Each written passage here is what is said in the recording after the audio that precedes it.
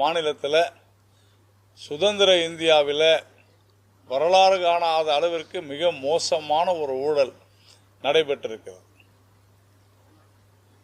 கிட்டத்தட்ட 90 மார்க் மதிப்பெண் பெற்றவர்களுக்கெல்லாம் தேர்வாகவில்லை, ஆனால் 40 மதிப்பெண் பெற்றவர்கள் தேர்வாகி இருக்கிறார். இது ஒரு மிகப்பெரிய மாணவர்கள் மத்தியில், இளைஞர்கள் மத்தியில் ஒரு மிகப்பெரிய அதிர்வலையை, அதிருப்தியை உருவாக்கியதோடு மாணவர்கள் கடந்த 20 நாட்களுக்கும் மேலாக அங்கே அமைதியான முறையில், மிகவும் அமைதியான முறையில், யாரையும் எதிர்த்து எந்த கோஷங்களையும் எழுப்பாமல், அந்த மாநிலத்தினுடைய முதலமைச்சர் குறித்து அவதூறு பரப்பாமல், வன்முறையில் ஈடுபடாமல் அமைதியான முறையில் அவர்கள் போராட்டத்தில் ஈடுபட்டு கொண்டிருக்கின்றனர்.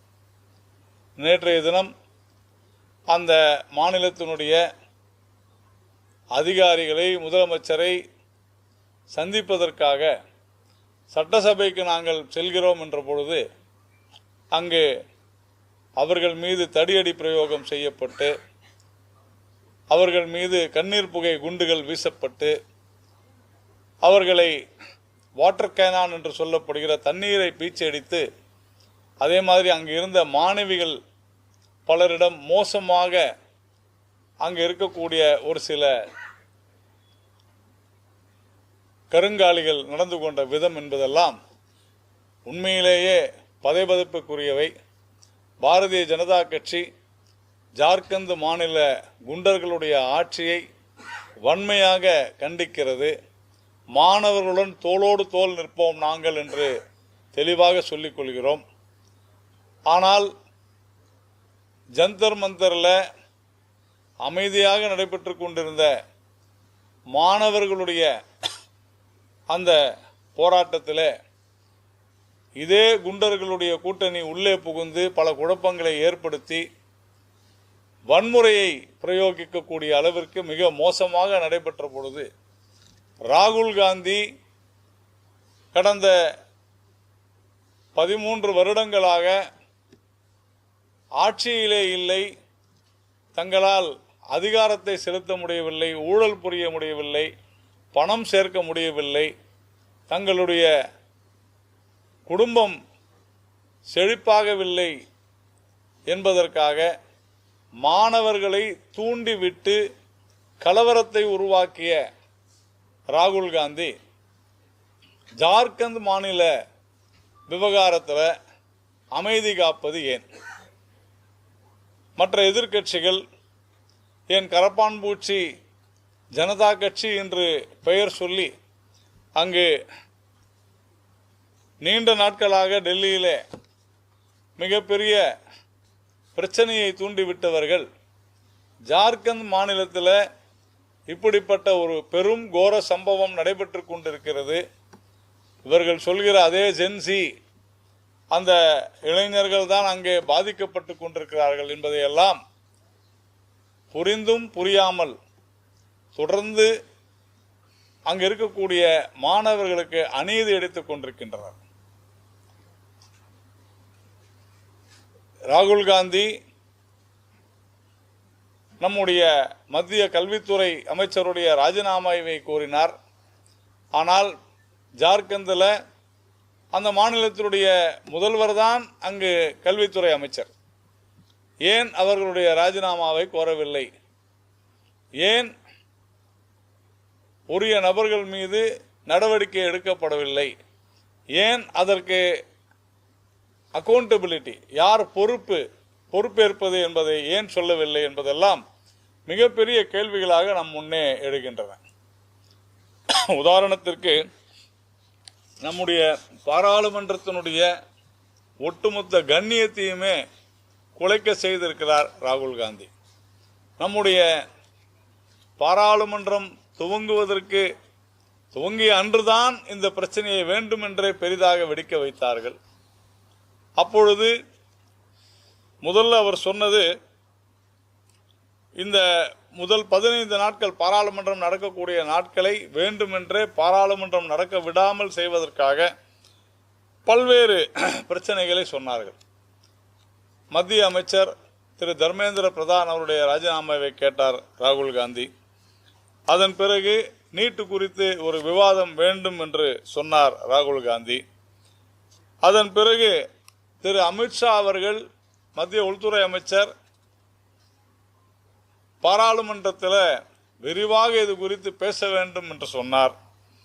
அதே மாதிரி அரசாங்கம் மிக தெளிவாக, நீங்கள் பாராளுமன்றத்தை நடத்த விடுங்கள், பாராளுமன்றத்தில் அமளி செய்யாதீர்கள், மக்களுடைய பிரதிநிதிகளாக நீங்கள் கண்ணியமாக நடந்து கொள்ளுங்கள் என்றெல்லாம் சொல்லி பாராளுமன்றத்தினுடைய நடவடிக்கைகளுக்கு, செயல்பாடுகளுக்கு முட்டுக்கட்டை போடாமல் இருக்க வேண்டும் என்று சொன்னபோதும் கூட தொடர்ந்து பாராளுமன்றத்தை நடத்த விடாமல் ராகுல் காந்தியும் மற்ற எதிர்க்கட்சிகளும் இடையூறாகவே இருந்து வந்த நிலையில் இப்பொழுது அமித்ஷா அவர்கள் எது குறித்து வேண்டுமானாலும் பேசுவதற்கு தயாராக இருக்கிறார். ஜந்தர் மந்தரில் நடந்த போராட்டம், அதன் பிறகு பாராளுமன்றம் அருகே நடைபெற்ற தூண்டுதலால் நடைபெற்ற வன்முறை, இவை எல்லாவற்றையும் குறித்து மிக தெளிவாக பேசுவதற்கு தயாராக இருக்கிறார் என்று சொன்னார் திரு அமித்ஷா. அப்படி சொன்னால் உடனடியாக பாராளுமன்றத்திலே இது குறித்து விவாதிப்பதற்கு பதிலாக ஓடி ஒளிந்து பாராளுமன்றத்தை நடத்த விடாது செய்வதற்குண்டான அனைத்து வேலைகளையும் ராகுல் காந்தி செய்து கொண்டிருக்கிறார். அதனால்தான் நாங்கள் சொல்கிறோம், ராகுல் காந்தி அவர்களே, ஓடாதீர்கள், ஒளியாதீர்கள், ஓடி ஒளியாதீர்கள் என்று தெளிவாக சொல்கிறோம். இந்த நாட்டினுடைய எதிர்க்கட்சி தலைவராக பொறுப்போடு செயல்பட வேண்டிய ராகுல் காந்தி தொடர்ந்து ஒரு அராஜக போக்கினை, அனார்கி என்று சொல்வார்கள், ஒரு அராஜக போக்கினை மேற்கொள்வது என்பது தவறானது, கண்டனத்திற்குரியது. இந்த நாட்டை பிளவுபடுத்தும் செயலிலே காங்கிரஸ் தொடர்ந்து ஈடுபட்டு வருகிறது. இந்த நாட்டினுடைய இளைஞர்களை, மாணவர்களை தவறாக வழிநடத்தும் செயலிலே இறங்கி இருக்கிறது. அவர்கள் ஆட்சி செய்யும் ஜார்க்கண்ட், கர்நாடகா உள்ளிட்ட பல்வேறு மாநிலங்களில் மாணவர்களுடைய கல்வியில், மாணவர்களுடைய முன்னேற்றத்தில் பெரும் ஊழல்களை செய்து வருகிறது என்பதையெல்லாம் ராகுல் காந்தி அமைதியாக பார்த்து கொண்டிருப்பது எதனால் என்பதுதான் நம்முடைய கேள்வியாக இருக்கிறது. இதனிடையில் இந்த நடைபெற்று கொண்டிருக்கின்ற பாராளுமன்றத்தில், நாடாளுமன்றத்தில் பல்வேறு மசோதாக்கள் தாக்கல் செய்யப்பட்டிருக்கிறது. ஏதோ இந்த அரசாங்கம் இவர்களை வேடிக்கை பார்த்து கொண்டிருப்பது மட்டுமல்ல, ஒரு பொறுப்புள்ள அரசாங்கமாக நாம் இந்த பாராளுமன்றத்தில் நடைபெறுகின்ற இந்த செஷனில் நாம் மாணவர்களுடைய கோரிக்கையான வருங்காலத்தில் பொது தேர்வுகள், நுழைவுத் தேர்வுகள் எல்லாம் எப்படி நடக்க வேண்டும், முறைகேடு இல்லாமல் எப்படி நடக்க வேண்டும், அப்படி ஒருவேளை முறைகேடு நடந்தால் அதற்கு காரணமானவர்கள் எவ்வாறு தண்டிக்கப்பட வேண்டும், முறைகேடுகளை தடுக்க வேண்டிய வழிமுறைகள் என்பது போன்ற பல்வேறு சட்டங்களை உள்ளடக்கிய மசோதாவை தாக்கல் செய்து அது உடனடியாக இரு அவைகளிலும் அது ஒப்புதல் பெறப்பட்டு நம்முடைய குடியரசுத் தலைவர் ஒப்புதலையும் பெற்று சட்டமாகிவிட்டது. ஆனால் இன்னும் அது குறித்து பேசிக் கொண்டிருக்கிறார்கள். கிட்டத்தட்ட அதே நேரத்தில் ஜார்க்கண்டில் அதற்கும் முன்னதாகவே நடைபெற்றுக் கொண்டிருக்கக்கூடிய பிரச்சனைகளை பற்றி பேசாமல் முடிந்து போன ஒரு விஷயத்தை, சட்டமாக்கப்பட்ட ஒரு விஷயத்தை வேண்டுமென்றே திசை திருப்பிக் கொண்டிருக்கிறார்கள். The public examinations prevention of unfair means amendment bill 2026 பொது தேர்வுகள் திருத்த சட்ட மசோதாவை நாம நிறைவேற்றி கொண்டு வந்திருக்கிறோம். அதே மாதிரி prevention of insults to national honour amendment bill, நம்முடைய தேசிய பாடல் வந்தே மாதரம் அதை அவமதிக்க கூடாது என்பதை சொல்லி நம்முடைய நாட்டிற்கு நம்முடைய தேசத்தினுடைய பெருமையை காப்பாற்ற வேண்டும். அப்படி யாரேனும் அதை இழிவு செய்தால் அதற்குரிய தண்டனை என்பதை உறுதி செய்யக்கூடிய ஒரு சட்டம் நிறைவேறி இருக்கிறது. அதே மாதிரி registration of births and deaths, பிறப்பு இறப்பு பதிவு, அதற்கான சட்ட திருத்த மசோதா, இதை மிக எளிமையாக உறுதியான முறையில் ஏற்கனவே பல்வேறு குளறுபடிகள் இருந்த பல விஷயங்களை நாம் மாற்றி இப்பொழுது அதை மிக சிறப்பாக அதை வடிவமைத்து அதையும் நாம் நிறைவேற்ற இருக்கிறோம். அதே மாதிரி supreme court judges amendment bill, இதில் ஏற்கனவே இருந்த எண்ணிக்கையை அதிகமாக உயர்த்தி, அதாவது உச்ச நீதிமன்றத்தினுடைய நீதிபதிகள் எண்ணிக்கை அதிகமாக உயர்த்தியிருக்கிறோம்.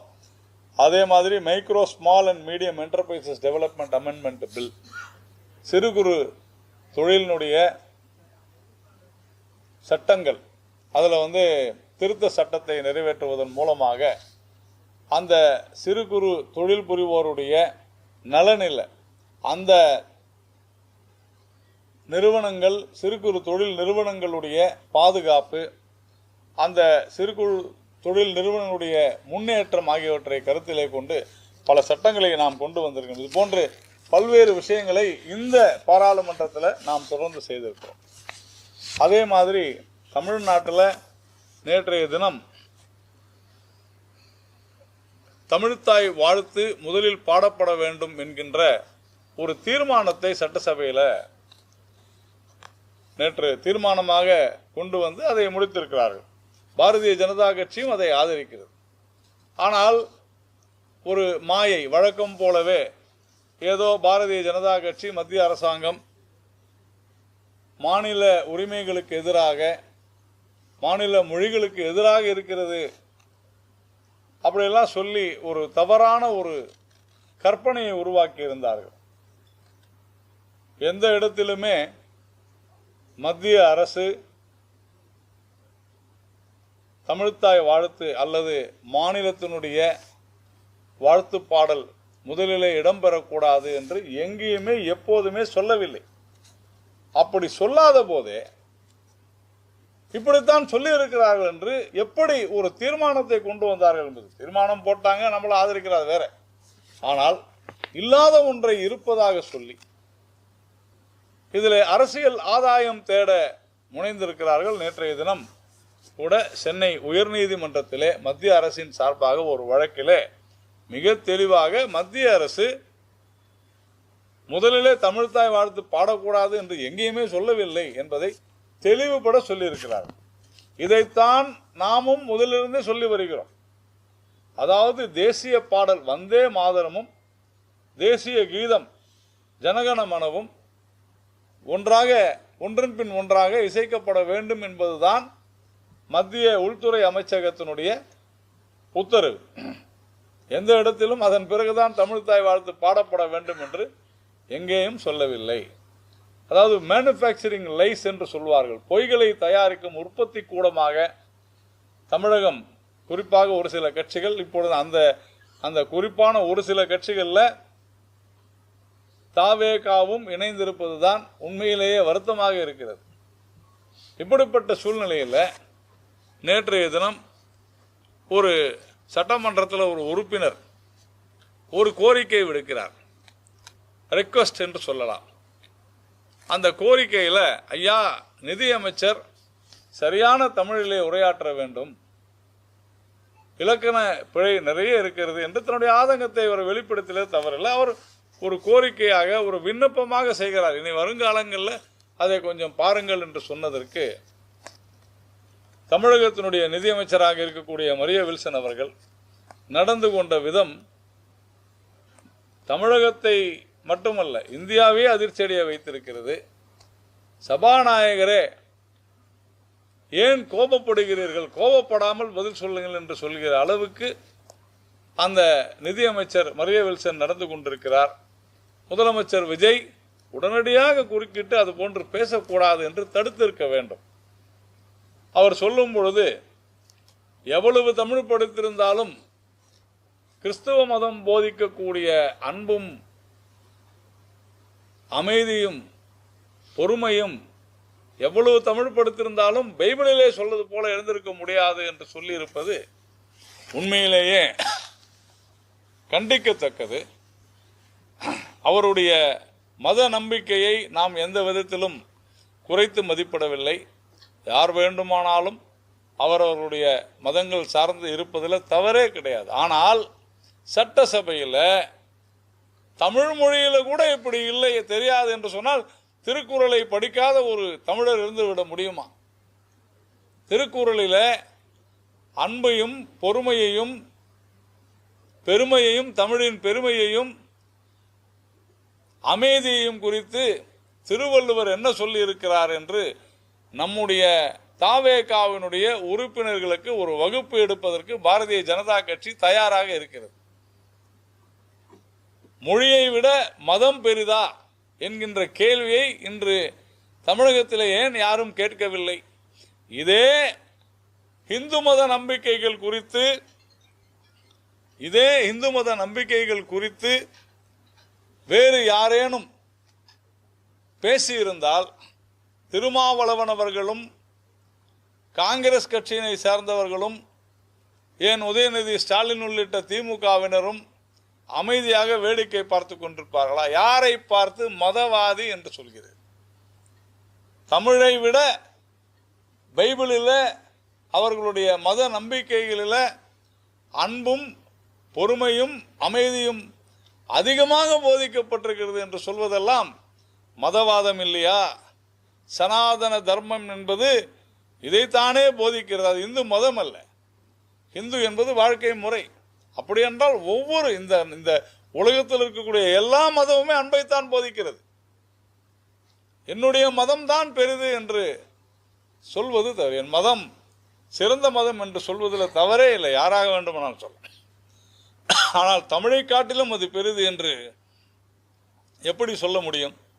எல்லாவற்றையும் விட உங்களுக்காக நான் என்னை மாற்றிக்கொள்ள முடியாது என்று சொன்னால் மக்களுக்காக மாற்றிக்கொள்ளத்தான் வேண்டும். இது கண்டிக்கத்தக்கது. இது மட்டுமல்ல, சமீபத்தில் நம்முடைய தமிழக சட்டமன்றத்தினுடைய சபாநாயகர் திரு ஜேசிடி பிரபாகர் அவர்கள் ஒரு கிறிஸ்துவ கத்தோலிக்க ஒரு ஊர்வலத்தில் கலந்து கொண்ட போது அதில் கருத்தடை தவறு, கருத்தடை கொலை, கருத்தடை செய்வது என்பது கொலை செய்வதற்கு சமமானது என்பதெல்லாம் அந்த ஊர்வலத்தில் கலந்து கொண்டு அந்த கோஷங்களை எழுப்பியிருக்கிறார்கள், பதாதைகளை பிடித்திருக்கிறார்கள். சமீபத்தில் அவர் நடைபெற்ற ஒரு கூட்டத்தில் 2 வாரங்களுக்கு முன்னால சீரணி அரங்கத்தில் அந்த காலத்தில் தொடர்ந்து நம்முடைய கிறிஸ்துவ மத கூட்டங்கள் நடைபெறும். அது முழுக்க முழுக்க மத மாற்றம் குறித்த கூட்டங்கள். பல்வேறு புகார்கள் செல்வி ஜெயலலிதா அவர்கள் முதலமைச்சராக இருந்த பொழுது எழுந்ததன் அடிப்படையில் இந்த கூட்டங்களினால போக்குவரத்து பாதிக்கப்படுகிறது. அங்கே மதமாற்றங்கள் நடைபெறுவதற்கான கட்டாய மதமாற்றம் நடைபெறுவதற்கான பல்வேறு விஷயங்கள் நடைபெறுது என்று சொன்னதனால சீரணி அரங்கத்தையே, அதாவது ஒரு மத நிகழ்ச்சிக்காக பொது இடத்தை பயன்படுத்தக்கூடாது போன்ற பல்வேறு காரணங்களை முன்னிட்டு சீரணி அரங்கத்தை இரவோடு இரவாக இடித்து தள்ளியது அன்றைய ஆட்சி. மீண்டும் அந்த சீரணி அரங்கத்தை நம்முடைய மத எழுச்சிக்காக கொண்டு வர வேண்டும் என்று பேசியிருக்கிறார் சபாநாயகர் பிரபாகர் அவர்கள். நாம் எந்த மதத்தையும் நாம எதிர்த்து பேசவில்லை. ஆனால் ஒரு மதத்தை தூக்கி பிடிப்பது, ஆனால் அதையெல்லாம் மற்ற கட்சிகள் வேடிக்கை பார்த்து கொண்டிருக்கின்றனவா? இதற்கு காரணம் சிறுபான்மை மக்கள் மொத்தமாக கூட்டு சேர்ந்து வாக்களிக்கிறார்கள், அவர்களை எதிர்க்கக்கூடாது என்பதற்காக செய்யக்கூடிய போலி மதச்சார்பின்மைவாதிகள் தான் இவர்கள். இதற்கு தான் நம்ம சொல்றோம். அன்று திரு ஜோசப் விஜய் அவர்கள் தன்னுடைய அலுவலகத்தில் இயேசுநாதருடைய அல்லது சிலுவை வைத்திருந்த போது கூட நம்மை கேட்டார்கள். நாங்கள் சொன்னோம் அதில் ஒன்றும் தவறில்லை, அவருடைய நம்பிக்கையை அவர் வைத்திருக்கிறார். அதே மாதிரி சமீபத்தில் பட்ஜெட் தாக்கல் செய்யும் போது ஒருவர் திருமலைக்கு சென்று அங்கே விவசாய அமைச்சர் அங்கே கொண்டு போய் வழிபட்டு வந்தார், தவறில்லை. அன்றைக்கு அந்த ரோசரி என்று சொல்லப்படுகிற அந்த ஜெப மாலையை நம்முடைய நிதியமைச்சர் அவர் கையிலே எடுத்துட்டு வந்தார். நம்மை கேட்டார்கள், நாம் சொன்னோம் அவருடைய நம்பிக்கை என்று. அது வேறு. ஆனால் சட்டசபையில் தமிழை விட உயர்ந்தது என்னுடைய மதம் என்று சொன்னால் அது முழுக்க முழுக்க மதவாதம் தான் என்று பாரதிய ஜனதா கட்சி தெளிவாக சொல்லிக் கொள்கிறது. நான் முடிச்சிடறேன். இப்போ இது போன்று பல்வேறு விஷயங்கள் இன்னைக்கு கூட நம்முடைய ஒரு அமைச்சர் கலந்து கொண்டிருக்கக்கூடிய ஒரு விழாவில், இப்போ நீங்கள் அங்கேருந்து வந்திருப்பீங்கன்னு நினைக்கிறேன், YMCA உடற்கல்வி கல்லூரியில் சுற்றுலாத்துறை அமைச்சர் ராஜேஷ் அவர்கள் துவக்கி வைக்கிறார். அதை துவக்கி வைத்த போது விழாவில் முதலில் கிறிஸ்துவ மத பாடல் பாடப்பட்டிருக்கிறது. அதன் பிறகுதான் தமிழ்த்தாய் வாழ்த்து பாடப்பட்டிருக்கிறது. இது எந்த விதத்தில் நியாயம்? அதே மாதிரி கிறிஸ்துவ கல்வி மையம் என்பதால் முதலில் ஜெபம் செய்தார்கள் என்று சொல்கிறார்கள். அமைச்சரே சொல்லி ராஜேஷ்குமார் விளக்கம் கொடுக்கிறார். அப்படியானால் பெரும்பான்மையாக இருக்கக்கூடிய மாநிலம் தமிழகம் இந்துக்கள் தான் இருக்கிறார்கள் என்று சொன்னால் இனிமேல் பிள்ளையார் வச்சு பூஜை பண்ணுறதா எல்லாமே செய்யணுன்றதை ஏற்றுப்பாங்களா?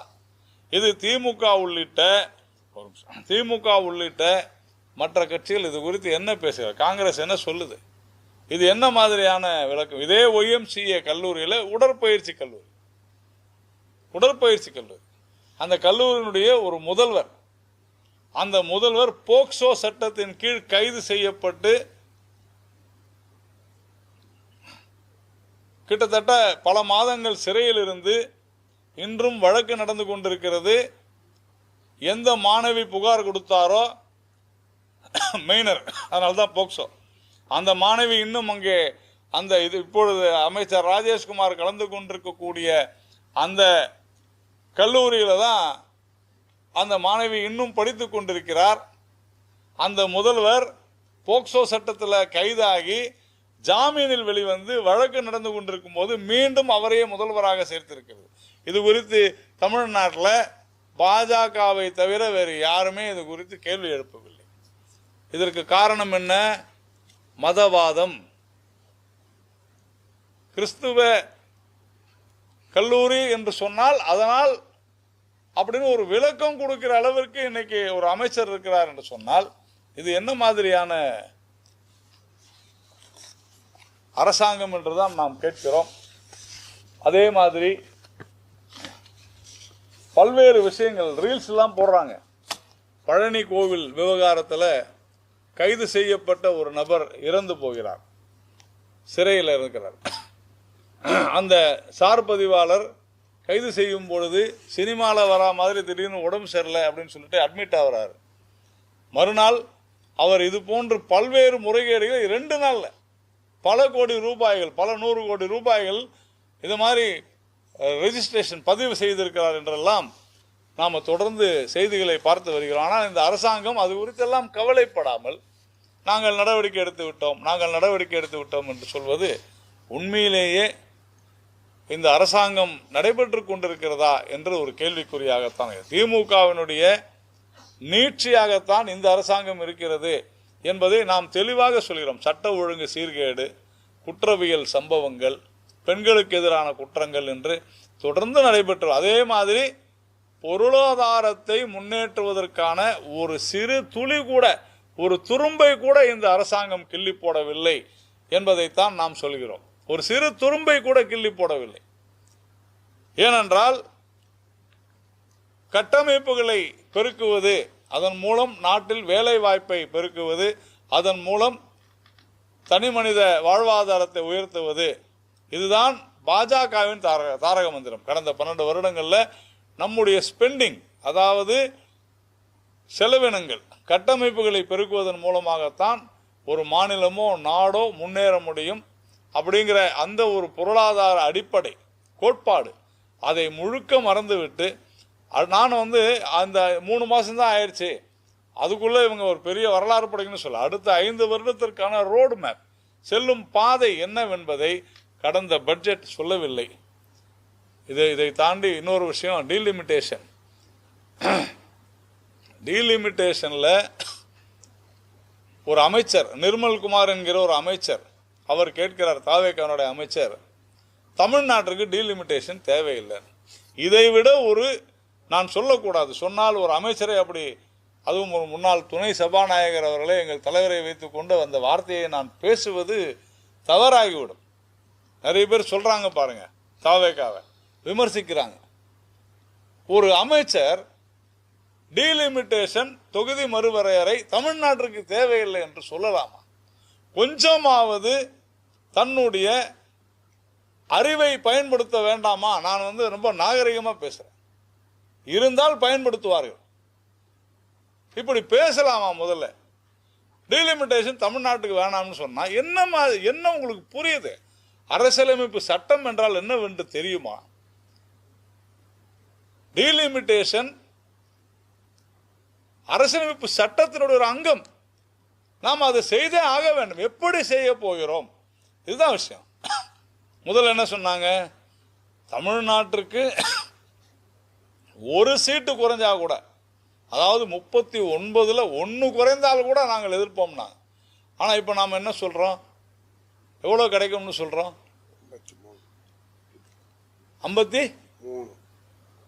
59 வரும்னு சொல்றாங்க. அப்போ 50% முன்னால என்ன இருக்குதோ அதை விட இன்னொரு 50% அதிகமாக தருகிறோம், 59 வரும் அப்படின்னு சொல்றோம். இது எல்லாமே ஏன் அப்படின்னு சொல்றோம் அப்படின்னு சொன்னா, டீலிமிட்டேஷனை மத்திய அரசோ பாஜகவோ முடிவு செய்வதில்லை. தொகுதி மறுவரையறை என்பது அது டோட்டலா தனிப்பட்ட முறையில் அதற்கென்ற ஒரு டீலிமிட்டேஷன் கமிட்டி அமைக்கப்பெற்று ஒரு உச்சநீதிமன்ற முன்னாள் நீதிபதி அவருடைய தலைமையில் தனியாக அதற்கென்று தனி அதிகாரத்தோடு ஒரு கமிட்டி அமைக்கப்பட்டு எல்லா மாநிலங்களுடன் கலந்து ஆலோசித்து தான் டீலிமிட்டேஷனை முடிவு பண்ணுவாங்க. 2001 25 வருடங்களுக்கு நாம செஞ்சிருக்கோம். யார் செஞ்சது? பிஜேபியா செஞ்சிச்சு. எல்லா பாராளுமன்ற உறுப்பினர்களும் எல்லா கட்சியை சேர்ந்தவர்களும் நாடு முழுக்க இருக்கிறவர்கள் சேர்ந்து அதை உறுதி செய்திருக்கிறது. அப்ப இது நம்முடைய கடமை. 26ல் டீலிமிட்டேஷன் செய்ய வேண்டும் என்பது நம்முடைய கடமை, ஒவ்வொரு கட்சியினுடைய கடமை. இதுல எப்படி செய்யலான்றது பல்வேறு கருத்துகள் வரலாம், அதுல ஒன்றும் தவறில்லை. அதற்குத்தான் கேட்டுக்கொண்டிருந்தார்கள். உறுதி சொல்ல வேண்டும். பிரதமரும் உள்துறை அமைச்சரும் உறுதி செய்து விட்டார்கள்.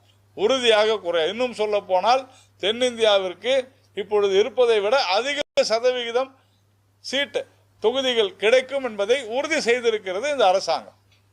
நாம சொல்லுவோம் அந்த கமிட்டி கிட்ட. இதுதான் விஷயம். இதுல ரொம்ப உண்மையிலேயே எல்லோராலும் புத்திசாலின்னு நினைக்கக்கூடிய கார்த்தி சிதம்பரம் அவர் சொல்றாரு, ஏன் இப்ப இருக்கிற 545லயே இந்த 33% பெண்களுக்கு கொடுத்துடக்கூடாதா அப்படின்னு. அதாவது போகாத ஊருக்கு வழி தேடுவது கதை. இதே பெண்கள் மசோதா, மகளிர் இடஒதுக்கீடு சம்பந்தமான மசோதாவில் மிக தெளிவாக குறிப்பிட்டிருக்கிறது. என்னன்னு, 2026ல் சென்சஸ் எடுத்த உடனே அதுலேருந்து 33% கொடுப்பதாகத்தான் அந்த சட்டத்திலே இருக்குது. இந்த சட்டத்தை ஏற்றுக்கொண்டு இந்த நாட்டினுடைய பாராளுமன்றத்தில் அது முன்வைக்கப்பட்டு அது ஏற்றுக்கொள்ளப்பட்டு குடியரசுத் தலைவர் ஒப்புதல் பெற்ற ஒரு சட்டத்தையே இப்ப மாத்தணும்னு சொல்றாரு கார்த்தி சிதம்பரம். இது எப்படி சாத்தியம்? எல்லாமே குழப்ப வேண்டியது. நீங்கள் என்ன கேட்டீர்கள்? ஒரு சீட்டு குறையக்கூடாங்க. இப்ப 20 சீட்டு அதிகமா வருது தமிழ்நாட்டுக்கு. ஆனாலும் ஒரே குழப்பம். அப்படி செஞ்சிருவாங்க, இப்படி பிஜேபி ஏதோ செஞ்சிரு. பிஜேபி என்ன செய்யும்? பிஜேபிக்கும் டீலிமிட்டேஷன் என்ன சம்பந்தம்? இதுதான் பிரச்சனையே. அதே மாதிரி தான் FCRA bill, foreign contribution regulation bill, மிக தெளிவாக நாம் சொல்கிறோம். அமெரிக்காவிலிருந்து எதிர்ப்பு வருது. அமெரிக்காவில் இதைவிட கடுமையான சட்டங்கள் இருக்கிறது. இருக்கின்றன. இதுல பல்வேறு முறைகேடுகள் நடந்து கொண்டிருக்கின்றன. அந்த முறைகேடுகளை சமாளிக்க வேண்டும். ஒரு NGO சில கோடி ரூபாய்களை வாங்கிவிட்டு நாங்க பணம் வந்துருச்சு அப்படின்னு மூடிட்டு போறோம்னு போயிட முடியாது. அப்படி போயிட்டா அந்த சொத்துக்களை நாம கைப்பற்றுவோம் அப்படின்னு சொன்னா அது தப்புன்னு சொல்றாங்க. எப்படி தப்பாகும்? நீ லைசன்ஸ் ரெனியூ பண்ணலன்னா ரத்தாயிருச்சுன்னா, ஆனாலும் திரு அமித்ஷா அவர்கள் உறுதி அளித்திருக்கிறார். என்னன்னு, ஒருவேளை அது நீங்கள் மறுபடியும் அந்த உரிமத்தை புதுப்பித்தால் உங்கள்கிட்ட வந்துடும், அதுவரையிலும் அரசாங்கம் அதை பார்த்து கொள்ளும். ரொம்ப தெளிவான, நேர்மையான, வெளிப்படையான ஒரு மசோதா. இதை வேண்டுமென்றே எதிர்க்கிறார். காரணம் என்ன? மதவாதம். ஆகவே மதவாதத்தினுடைய உச்சகட்டத்தில் தான் இன்னைக்கு காங்கிரஸ், திமுக போன்ற அனைத்து கட்சியும் நடந்து கொண்டிருக்கு. இதுதான் இன்னைக்கு நம்ம இந்த பிரஸ் மீட்ல நம்ம சொல்ல வேண்டியது. குறிப்பாக ஜார்க்கண்ட் விவகாரம், அதே மாதிரி பல்வேறு சட்டங்களை நாம இந்த பாராளுமன்ற தொடரில் உருவாக்கி இருக்கிறோம். ஏதோ பாராளுமன்றத்தை இவங்க முடக்கிறான், பாராளுமன்றத்தை எதிர்க்கட்சிகள் முடக்குவதனால் மட்டும் இந்த நாட்டினுடைய மக்களுக்கு தேவையானவைகளை நாம் செய்யாது இருந்து விடவில்லை என்பதை எல்லாம் உங்களிடத்திலே சொல்லி, தமிழகத்தில் கூட பொருளாதார ரீதியாக எந்த விதமான ஒரு முன்னெடுப்பையும் இந்த அரசாங்கம் மேற்கொள்ளவில்லை. தொடர்ந்து தேவையில்லாத சர்ச்சைகளை உருவாக்கி கொண்டே இருக்கிறார்கள். குற்ற சம்பவங்களை கண்டுபிடிப்பதிலே கூட எதையுமே செய்வதில்லை என்பது உட்பட எல்லாவற்றையும் விட மிக முக்கியமானது, ஆம்ஸ்ட்ராங் வழக்கில் ஒரு நபர் மீது, ஒரு இன்ஸ்பெக்டர் மீது, ஒரு ஆய்வாளர் மீது புகார் கொடுத்ததில் 40 லட்சம் ரூபாய் கொடுத்ததாக ஒருவர் புகார் கொடுத்திருக்கிறார். கைது செய்யப்பட்டார் ஒரு இன்ஸ்பெக்டர். ஒரு காவல்துறையினுடைய ஆய்வாளர் கைது செய்யப்பட்டிருப்பது வெட்கக்கேடான ஒரு விஷயம். இதை விட ஒரு வெட்கக்கேடு ஏதாவது இருக்க முடியுமா? அப்ப திமுக ஆட்சி எந்த அளவு, நாமெல்லாம் திமுக ஆட்சி குறித்து பேசிக் கொண்டிருந்தது சரியாக இருக்குது. ஒரு ஆய்வாளரே 40 லட்சம் ரூபாய் வாங்கக்கூடிய அளவிற்கு அந்த ஆம்ஸ்ட்ராங் மரணம் இப்பொழுது சிபிஐ வசம் சென்றிருக்கிறது. அதனால அந்த ஆம்ஸ்ட்ராங் மரணத்தினுடைய படுகொலை பின்னணியில் யார் யாரெல்லாம், குறிப்பாக அந்த நேரத்தில் பல்வேறு யூடியூப்களில் கூட பார்த்தோம், பல்வேறு செய்தித்தாள்களில் பார்த்தோம், இந்த அரசியல்வாதி சம்பந்தப்பட்டிருக்கார், இந்த அதிகாரி சம்பந்தப்பட்டிருக்கார் பார்த்தோம். யாரையும் விட்டு விடாமல் நீதிமன்றத்தின் முன் அனைத்து குற்றவாளிகளும் தண்டிக்கப்பட வேண்டும் என்று பாரதிய ஜனதா கட்சி கேட்டுக்கொள்கிறது.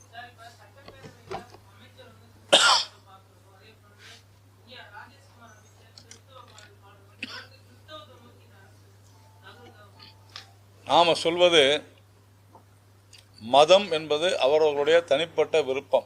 பாரதிய ஜனதா கட்சி யாருடைய மதத்திலும் தலையிடாது. ஆனால் அதே சமயத்தில் மத திணிப்பை, உதாரணத்துக்கு நான் சொன்ன இந்த கருக்கலைப்பு விவகாரத்தில் கத்தோலிக்க பழமைவாத சிந்தனை அது. இதே விஷயம் நாம சொன்னாக்க, இந்துக்கள் மூலமாக சொன்னால் இது இந்துக்களுடைய பழமைவாதம்னு சொல்லுவாங்க. நான் சொல்கிறேன், கத்தோலிக்க பழமைவாதத்தை வீரமணி ஏன் கண்டிக்கவில்லை, மு.க. ஸ்டாலின் ஏன் கண்டிக்கவில்லை? இதுதான் நம்முடைய கேள்வி. 1971 இந்த சட்டம் வருகிறது. எதற்காக? பெண்களுக்கு உரிமை இருக்கிறது, அவர்கள் தான் முடிவு செய்ய வேண்டும். இது முழுக்க முழுக்க பெண் உரிமை சம்பந்தப்பட்ட விஷயம்.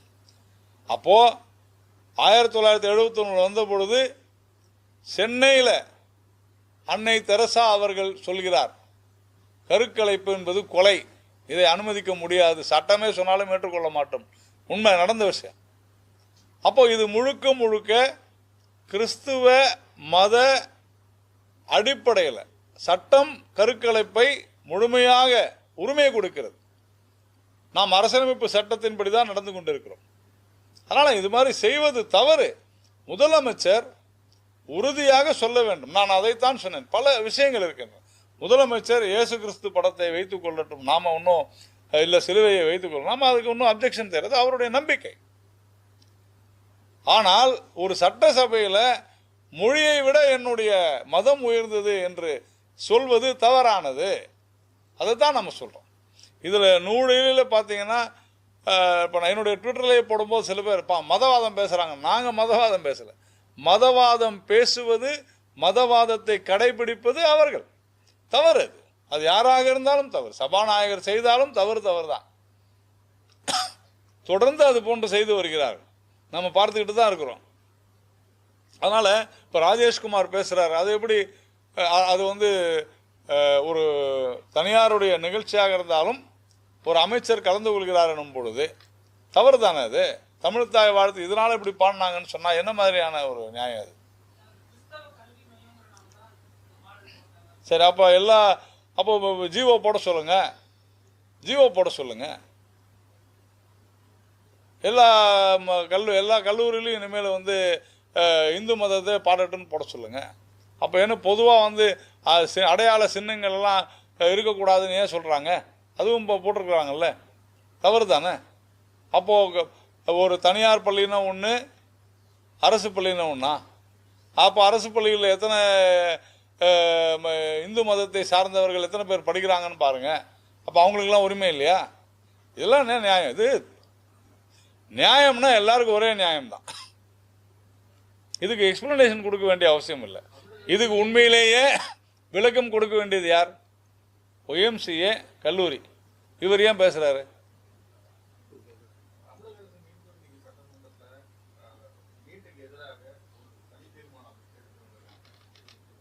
சார் திருப்பி ஒரு விஷயம் தான் சார் சொல்றோம். நீட்டை பொறுத்தவரையில் உச்ச நீதிமன்றம் என்ன சொல்லிட்டோ அதுதான் இந்த அரசாங்கம் செய்து கொண்டிருக்கிறது. நீங்க உச்ச நீதிமன்றத்தில் போய் பேசுங்க. இந்த மாதிரி பல முறை உச்ச நீதிமன்றத்தில் பேசியும் உச்ச நீதிமன்றம் இன்னைக்கு பாருங்க, இன்னைக்கு எத்தனை பேர்? 600 பேர் இந்த முறை அரசு கல்லூரி மாணவர்கள், இஃப் ஐ எம் ரைட், அரசு பள்ளி மாணவர்கள் 600 பேர் தானே சார் இன்னைக்கு இந்த வருடம்? இது எப்படி சாத்தியமாயிற்று? நீட்டின் மூலமாக மட்டுமே சாத்தியமாயிற்று. ஸ்டாட்டிஸ்டிக்ஸ் எடுத்து பாருங்க. நீட்டுக்கு முன்னால எவ்வளவு அரசு பள்ளி மாணவர்கள் மாணவிகள் சேர்ந்தாங்க, எவ்வளவு அரசு பள்ளி மாணவிகள் நீட்டுக்கு பிறகு சேர்ந்திருக்கிறார்கள் ஒவ்வொரு வருடமும் கணக்கு போட்டு பாருங்க. அதாவது தமிழகத்தினுடைய வரலாற்றில் ஒரு வருடத்தில் சேர்ந்தவங்க 50 வருடத்தில் நீட்டுக்கு முன்னால் சேர்ந்தவங்களுக்கு சமமாக இருப்பாங்க. அதே மாதிரி கிராமப்புற அனைத்து மாவட்டங்களையும் எடுத்து பாருங்க. இப்படிப்பட்ட சூழ்நிலை தான் இருக்கிறது. இது வேண்டும் என்றே அரசியலுக்காக செய்யப்படுகிற ஒரு மலிவான அரசியல் நாடகம்தான் நீட் எதிர்ப்பு என்பது. நான் ஒரே கையெழுத்தில் நீட்டை தூக்கிடுவோன்னாரு, அவங்களே தூக்கிட்டாங்க ஆட்சி விட்டு. அப்போ நீட்டுக்கு எதிராக நீங்க சொல்லாதீங்க. நீட்டுக்கு எதிராக நீங்க போனோம்னா உங்களுக்கு உரிமை இருக்கிறது, தாராளமா உச்ச நீதிமன்றத்துக்கு போங்க, அங்க வாதம் பண்ணுங்க, புரியுங்க, என்ன சொல்லுவீங்க, அதுதான் விஷயம். பல முறை சொல்லிட்டாங்க நீதிமன்றம். அதுதான் நல்லணி சிதம்பரம் சொன்னாங்க, ஆண்டவனே வந்தாலும் இனிமேல் நீட்டை நிறுத்த முடியாதுன்னு ஏன் சொன்னாங்க? அதுக்கு தான் சொன்னாங்க. நீதிமன்றத்தில் இவர்களுடைய வாதங்கள் அனைத்துமே பொய் என்று நிரூபிக்கப்பட்டிருக்கிறது. அதான் வரவேற்கத்தக்கத்தான். எந்த ஒரு லஞ்சம் இல்லாத நாங்க செய்யறோம் அப்படின்னு சொன்னாங்க, வரவேற்குது. ஆனா அந்த லஞ்சம் இல்லாத ஊழல் இல்லாதனால தமிழ்நாட்டினுடைய அரசாங்கத்தினுடைய வருமானம் பெருகும்னு சொல்ற விஷயம் தப்பு, ஸ்பெகுலேஷன். அதுதான் நம்ம சொல்றோம். நாங்கள் வரவேற்கிறோம், தெளிவா செய்யுங்க, இவ்வளவுதான் விஷயமே. நீங்க இப்ப போதையில்லா தமிழகம் என்பதை நாம தொடர்ந்து பிஜேபி தொடர்ந்து செய்து வருகிறது. பல்வேறு கூட்டங்கள் நடத்தியிருக்கிறோம், பல்வேறு ரேலிஸ் நடத்தியிருக்கிறோம், பேரணிகள் நடத்தியிருக்கிறோம், கூட்டங்களை நடத்தியிருக்கிறோம். இது எல்லாருக்கும் பொதுவானது. அதனால முதலமைச்சர் இதுல அதிக கவனம் செலுத்தணும்னு தான் நாங்களும் சொல்றோம். திமுக ஆட்சியில போதைப் பொருள் புழக்கம் என்பது அதிகமாக இருந்தது உண்மைதான். அதை நீங்க அடக்குவதற்கு உண்டான அதுக்கு நீங்க ஒரு ஆபீசரை போடும்போது திறமையான